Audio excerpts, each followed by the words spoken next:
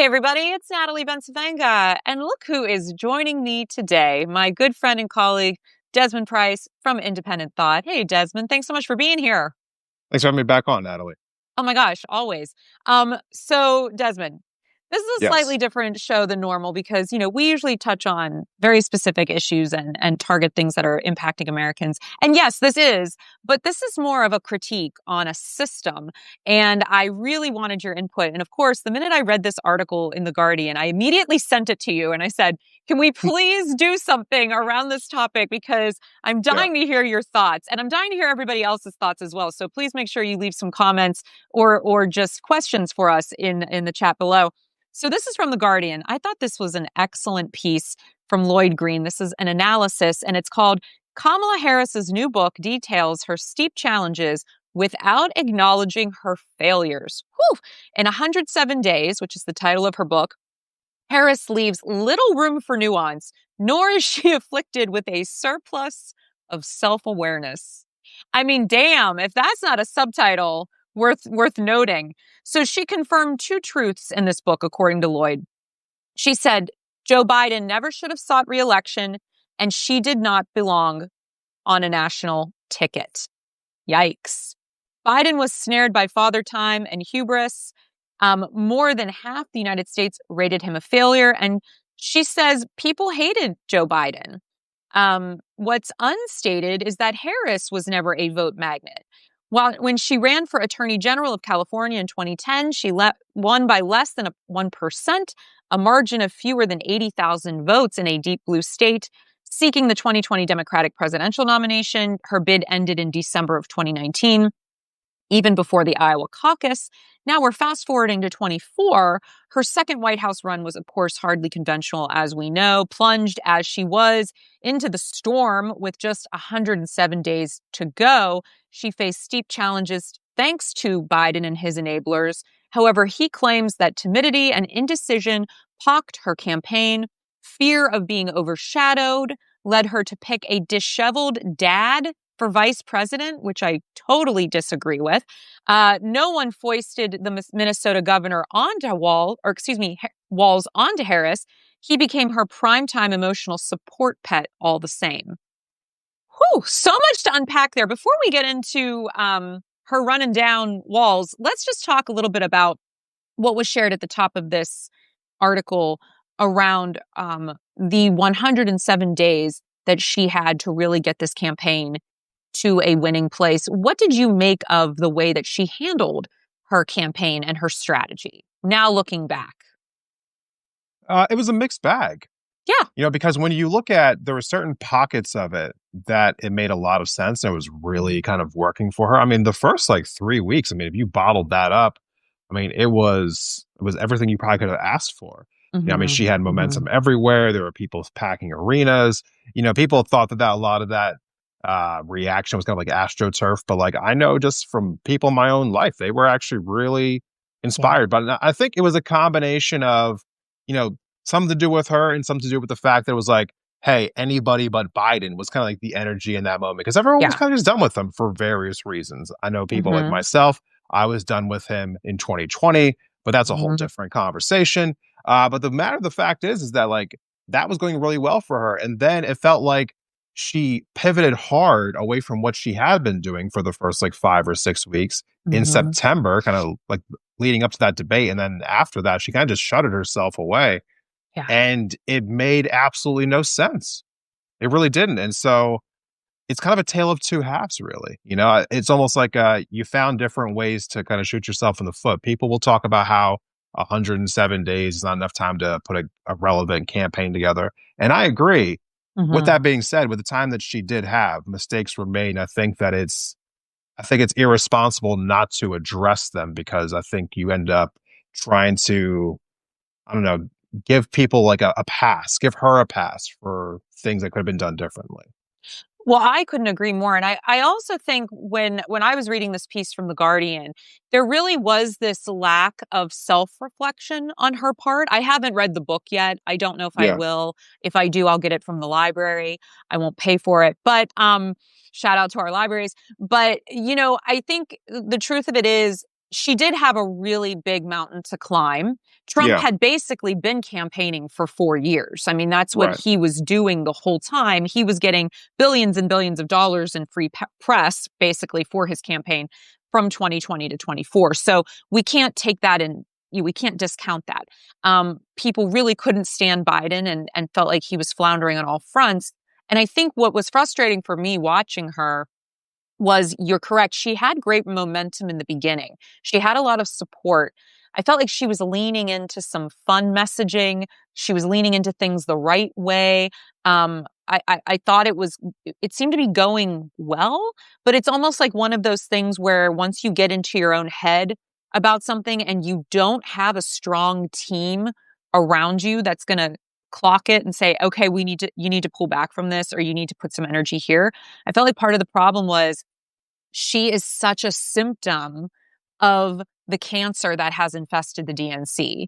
This Yeah. corporate mentality, this idea that we're still living in the Hillary Clinton era of Democrats, where there's just these old blue dogs in a way that just doesn't exist anymore. And I don't think she was ready to meet that moment, because I don't think she even knew what that moment was and how far away the culture and the reality was from what she observed and what she was experiencing from within her own sort of, feedback loop.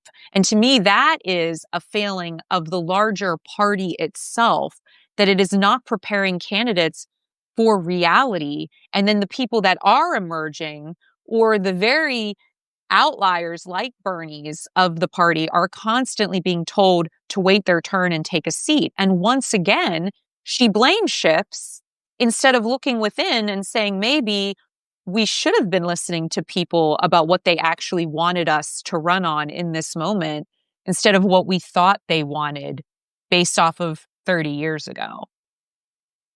What would have it looked like to you as Mm, far as meeting the moments? Like when that phrase comes to mind, how yeah. would that have looked to you? I love that question. For me, I think it should have been focused much more on working people policy in a very simplistic way. I think what MAGA, even the word, has become synonymous with the right now, but that message, Make America Great Again, it's so vague. And it carries with it whatever you want it to mean. The Democrats Yeah. don't really have anything synonymous to that. I don't really think Build Back Better worked. I don't think it ever made sense as a tagline. I still don't know what that means when you say build back, but what are we building back? What's better? Like, I don't understand. It's almost like when Melania Trump used to say be best. Like, what? So I think for me, here's where I get frustrated, because I did not love the fact that she was basically shitting all over Governor Tim Walz. And maybe I'm biased because I did interview him, and he was so smart, and he cut through in such a way that the things he was talking about, livable wage, healthcare for all, these were things we were talking about in our conversation, housing for all. Like, why didn't they just let him run with that? Why wasn't he out there with those three things? Well, we will give you universal health care. We will raise the wage to $25 an hour. None of this $15 an hour bullshit that was 15 years ago. And we'll work on affordable housing policy. Like, those could have been things that I think would have rallied everyone Yeah. around them. But instead, they kind of muzzled him, and she didn't say much about anything. And when asked if she would do any of Biden's policies differently, she said no. This was in the middle of a genocide happening at the height of this energetic peak. She couldn't even acknowledge that. So I just feel like when we're talking about meeting the moment, there was no acknowledgement of what the people are talking about that Yeah. is bothering them, but not in this highfalutin way, but just in this sort of soup to nuts kind of way that I think actually Tim Walz was doing a really good job cutting through. And they kind of silenced him, in my opinion. I was surprised at the fact that they were kind of allowing him to be, just a very outspoken version of himself in the first few weeks after they announced Mhm. him as the vice presidential pick. and then it felt like he kind of got thrown onto the shelf afterwards. That's it. Didn't make a whole lot of sense to me. They always knew that they were behind. Yeah. The people who actually, were working on the inside of the campaign there, they acknowledged after the fact that given their own internal numbers, that Joe Biden was supposed to get clobbered by Donald Trump had he stayed in the race. They were projecting themselves, and your internal numbers are always going to make you look better than you actually are looking. Yeah. But their internal numbers were showing that Donald Trump was going to win over 400 electoral college votes had Joe Biden stayed in the race. He was going to win all the states he already did win, but he was also Joe Biden was going to lose Minnesota, New Jersey, New Mexico, Colorado, Virginia. All those states would have went red. Could you imagine if it had have all that happened on top of everything else? Like, No. we would be talking about the actual death of the Democratic Party. Yes. So Kamala Harris essentially takes over with that weight strapped to her, the weight of the Biden failure, so to speak.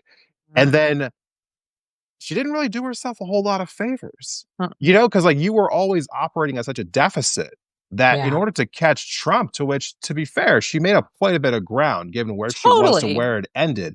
Totally. But to actually make up the rest of that ground, I felt like just not enough self-reflection about where she was at comparatively to what the base was asking of her. Because when we're talking about these elections, it's never about, are you going to win over the MAGA voter? Or like she was trying to do with getting Liz Cheney to do, speaking events with her. It's never about trying to yes, you want to try to flip some independents, sure. But every election is basically can you get people who haven't voted in the last election to come back out this time and vote for you? I'm less interested in flipping the Republican light voter and more interested in getting the people who are considering either voting for you or not voting at all. And that's the real untold story of that last election. If you're just joining us, I'm Natalie Bencivenga, and I'm with Desmond Price of Independent Thought. And we're talking about the article from The Guardian recently around Kamala Harris's new book, sort of the lack of self-reflection around it. Desmond, I want to continue this thread to talk a little bit more about her vice president pick, to your point. And I wanted to add this too, that it's kind of a weird thing to blame your vice presidential pick on your failure, because I think over the course of history, it's been shown that while, yes, they do impact the vibes of your campaign, they're really not consequential at the end of the day in terms of whether people come out or not. But this article goes on to say she unloads on Walz in the book, lacerating him for his poor debate, accusing him of falling into a trap, lulling Walz into irrelevance. She also said that Walz was not the pick of Harris's dream. The honor goes to Pete Buttigieg, a former mayor of South Bend, Indiana, population 103,000, a fraction of the size of a congressional district. He quit the 2020 race months after Harris. Harris felt that she couldn't pick him because he was a gay man. She was a woman of color. Harris's campaign memoir, maybe many things, profiles and courage. It is not. Ouch. I thought that was interesting that she wanted Pete Buttigieg, who I will say since Trump's election he has come out, been very vocal against this administration, has said a lot of things. But what do you make of her having him as her first pick? And do you think she would have fared any better than having Governor Walz on the ticket? Or do you also think it might not have been of any consequence? I mean, at the end of the day, it really just depends on what would have been done differently, because it was working in the beginning to allow Governor Walz to be as present as he was. And then it felt like before his debate even happened at the end of September, they had already shelved him for weeks at a time. So the question is, would you have allowed Pete Buttigieg to be out and be all over the place, or would you have shelved him too? So, I mean, it feels like Kamala Harris understands that she created a bunch of really positive name recognition for herself through the being the vice president and then being in the nominee in 2024. And she's already considering whether she's going to run again in 2028, which I think all signs point to yes. And so with that being said, this feels more like damage control than anything. It's classic spin on hey, none of that stuff is actually my fault, which I find to be laughable because, Hmm. I mean, that didn't really work out so well for Hillary Clinton. It certainly did not. And I'm a big fan of a redemption arc personally. I like Yeah, it when somebody can grow and can own, not a flip-flopper as the right has tried to put this idea of evolution of the human condition, but somebody that can say, you know what? Had I had that opportunity to do it again, and she had this book she was writing, she could have really reflected on things. And instead, she says about trans rights here, she says, I wish I could have gotten the message across that there isn't a distinction between they, them, and you. The pronoun that matters is we, Harris says. Like, to me, it's like, this is such low hanging fruit, Desmond. like, I don't understand, why we can't just acknowledge some of the things that we could do better. And acknowledging people's full humanity is a pretty simple one. But to that end, I think we have to talk a little bit about how the genocide in Gaza really did impact her campaign negatively because I believe of the way that she handled speaking to people who were speaking out against what the Israeli government was doing. And it was at right. such a fervid pitch at that moment. There's a lot of debate whether it really, at the end of the day, mattered from an election perspective. Forward, which is an independent nonprofit newspaper, says Gaza didn't cost Harris the election, but her approach pointed to a broader problem. Pro-Palestinian organizers said the problem was her focus on courting moderates, including Republicans, rather than motivating the party's left flank. And that really speaks to what you just said. Instead of crossing the aisle, she should have been focusing her attention on pulling more people from the left to her. What do you make of that? When's the last time you ever saw a Republican trying to appeal to Democratic voters? Say it, Desmond. I know. Have you This have is you not a ever thing they do. have you ever seen it in your life? No, they go further to the right That's right. every time. That's it. Every time. Like Mm-hmm. they appeal to their own people, the end. Either you're with us or you're the enemy. That's how they treat Yeah. everything, you Yeah. know? And so it always boggles my mind that the Democrats be like, we have to appeal to the center. We have to appeal to the right. You've never heard Republicans ever say we have to appeal to the center. They don't do it. They No. don't do it. They don't do it. They're like, no, 6-week abortion bans. Let's go. Yeah. So I mean, That's generous. yeah. So they don't care. To the extent that it affected the election, there's no way to know because we are talking about people who either chose to vote or chose not to vote. You can't really Mm-hmm. measure that. Mm-hmm. Um, Mm-hmm.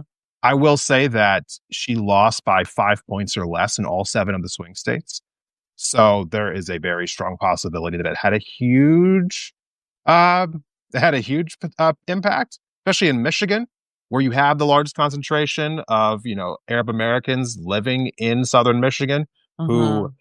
there's actually I forget the exact statistic here, but in the county that Dearborn is in Michigan, I believe Rashida Tlaib is also the Mm-hmm. congresswoman who represents that Mm-hmm. district. She won that district, and Trump also won that district. So the same people who voted for her, they also either didn't vote for Harris or they voted for Trump. That says a lot. Yeah. I mean, you can't tell me that these two people are ideologically similar. They're not. So this is people voting on that issue. And I don't know. It still boggles my mind to make the decision that she made. But I've never really thought of Kamala Harris as a great politician. Mm. I started independent thought in the 2020 Democratic primary. As you Mm-hmm. mentioned at the top, she dropped out before Iowa. Mm-hmm. When Joe Biden won the nomination, he pledged that he was going to nominate a black woman to be vice president. I always thought that the smartest pick in that scenario would have been Stacey Abrams. I don't know why he didn't go that route. But Kamala Harris has never really been a very astute politician, Mm-hmm. So I really hope that we do see some newer faces next time around. So you don't think call her daddy doing that interview? You don't think that was the I right call, or do you think it was the right call? Because I no, thought that was you know also what? interesting too, that she was trying to move into different media spaces at the very end. I don't know. Yes. No, Mm-hmm. I do think it's a good idea. The Mm-hmm. problem is that like she didn't identify that soon enough. Yeah, And this is the time where, like the timing plays against you. Because yeah, had you been doing those things for months, if not like a year, then yeah. Or at the very least, maybe just start at the beginning of your campaign. I think when you're thrust into it, you're told, hey, you have 107 days, go. I mean, you're not going to make every decision correctly, but I totally. think going on that podcast was a good thing. I think she missed an opportunity to go on Joe Rogan. I think she should have done it. I know you and I talked about that, I think, Yeah. offline too. Our thoughts on what she should have or should not have done. I will say this, having said all of that, I do Yeah. applaud the fact that it ended up being as close in some ways as it did It really because, was. It really yeah, was. because of her lack of time to prepare. I can understand why people would say, oh, she could or should run again. Now, whether that would be a smart choice to put her up as the, Democratic nominee is another question, especially when we have a new crop, a new generation of thought leaders and Congress people, senators, et cetera, who are trying to make their own mark that I think could be very interesting. Axios is saying there's this article that just came out from them where it's AOC's 2028 decision, run for president or Senate. For people that may not know, I'm speaking about Alexandria Ocasio-Cortez. She is from New York, a Democrat and a representative, and her team are positioning her to run for either president or the United States Senate in 28. This is important because this could shake up the presidential race or Senate leadership. In some ways, I think the Senate would be more consequential. A fellow New Yorker, Senate Minority Leader Chuck Schumer, is up for re-election. He is 74 in 2028. This could become a generational clash, pitting the Democratic Party's leading traditionalist against what they're calling the star insurgent progressive. I find this fascinating, Desmond, for so many reasons. And I do want to talk about the Senate thing, but I just want to mention when it comes to the presidency, there's a lot of people out there right now that are saying, no way in hell, we cannot run a woman. We've had 2 women lose. And I think that's kind of sexist and short-sighted, and I don't agree with it. But I'm curious, because you happen to get into the statistics of the number crunching much more than I do when it comes to the Yeah. elections. What are your thoughts on the viability of AOC as a presidential candidate in 2028? She can 100% win. Mm, There's no doubt in my mind. tell Um, me more. yeah, I mean, without getting like too into the weeds, I Sure. think the briefest overview I could give is that when you go back and look at the last 2 elections, the the details matter a lot here. Yeah. People, I think too often with politics, we try to like create these really like simplistic reasonings for why things either work or they don't work. But the fact of the matter is that like Hillary Clinton barely lost that election. Yeah. I mean, and I mean the slimmest of margins. 40,000 votes in Pennsylvania, 20,000 in Wisconsin, 10 or 11,000 in Michigan. Those 3 things flip, and Hillary Clinton would have been the president in 2016. I mean, we are talking about so many different people in Pennsylvania who didn't even think that Donald Trump could win, so they didn't bother to vote. She never went campaigned in Wisconsin Mm-hmm. until like the very like last like week or so, which people kept urging her to go out there, including her own staff, and she just thought that it was a lock. It Mm, was like the blue wall. Like, I don't need to go to Wisconsin. What do I need to go out there for? And right. then in Michigan, you had over 80,000 ballots that left the top line blank. They just didn't vote for either Trump or Clinton. So Wow. the amount of and people and I don't want to downplay the fact of of misogyny playing a role here because it always does. Yeah, With that being said, any woman will have to deal with that no matter what. Every woman totally. from here on out will have to deal with that. With that being said, I don't want to also make it seem as though that was the only thing keeping her from victory. It was not. I 100%. think there was a lot of mistakes made on that campaign, including pretending as if nothing was wrong when Trump was willing to say, yeah, something's wrong. We all know from many years later how much of a con artist he is, but at least he was willing to say what everyone was feeling is that, like, hey, everything is not okay. Fast forward to Right. 2024, Kamala Harris is running the exact same kind of a playbook, being like, hey, everything's great.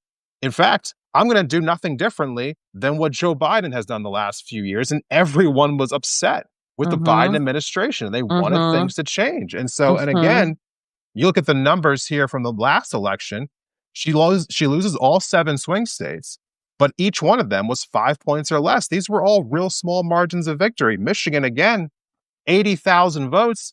I just, when I look at each individual state, it is obvious to me that given a little bit more time and a little different messaging, that she could have closed those gaps completely. And she was Hmm. operating from a massive deficit.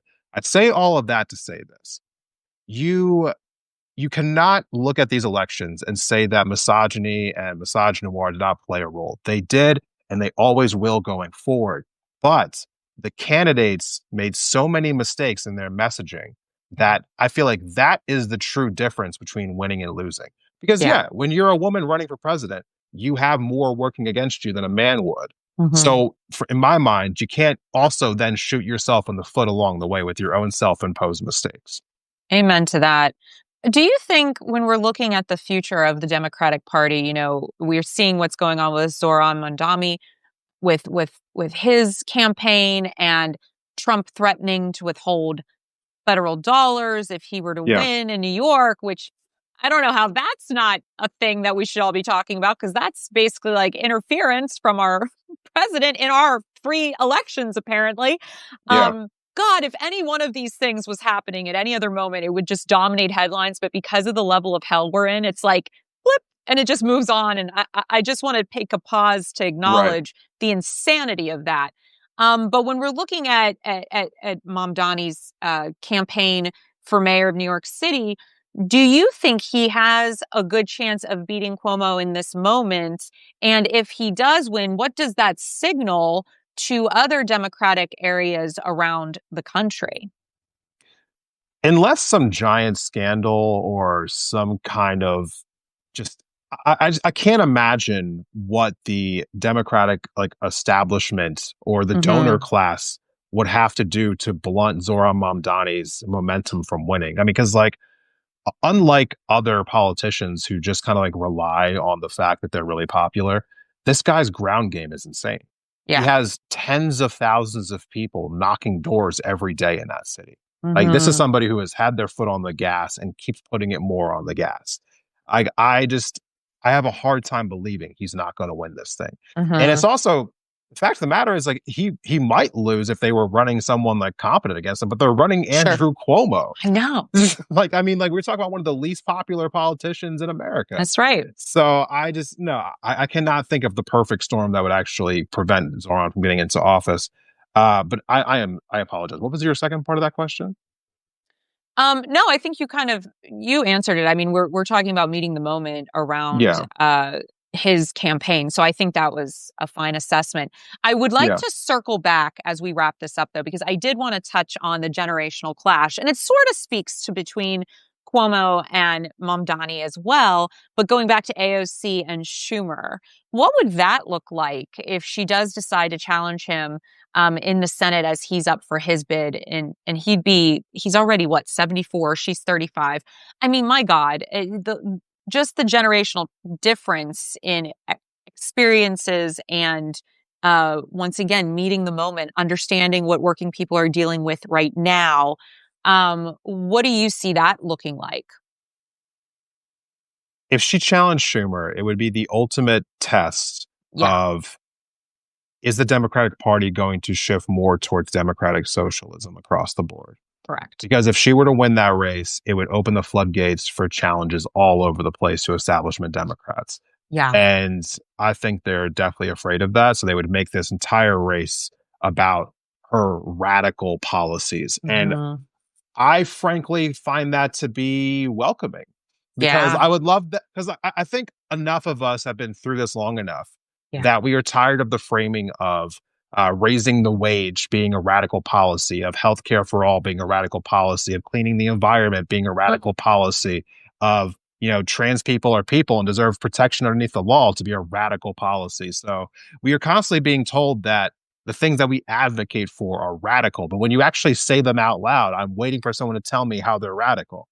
And so, Mm. but the mainstream media machine is what it is. And they are going to keep saying words over and over and over again Yeah. until people just get that stuck in their head. When I talk to people in my DMs, like they're like, oh, I don't think AOC can win because she might be too radical. And I'm just like, that's how you know the propaganda is I working. know. I And know. so I feel emboldened in the idea of us having these platforms, Natalie, because I think we need to take the time to specifically state why that Yes. propaganda is nonsense, because there is nothing radical about these positions that we are taking.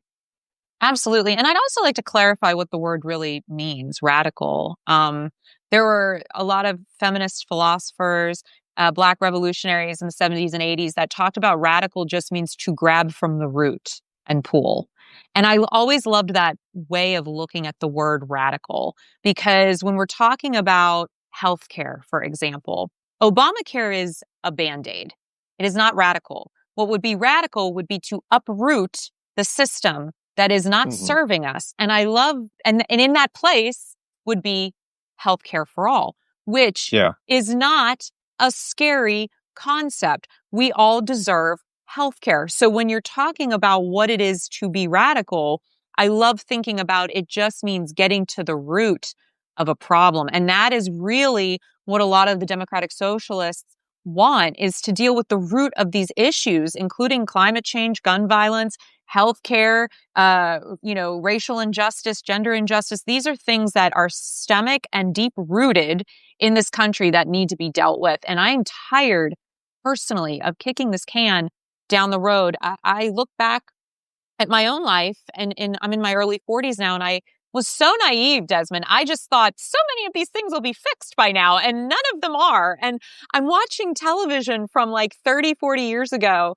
with my husband. We've been watching The Golden Girls, and the issues that they're talking about on that show haven't changed a bit, including Israel and Gaza. They were discussing it on The Golden Girls.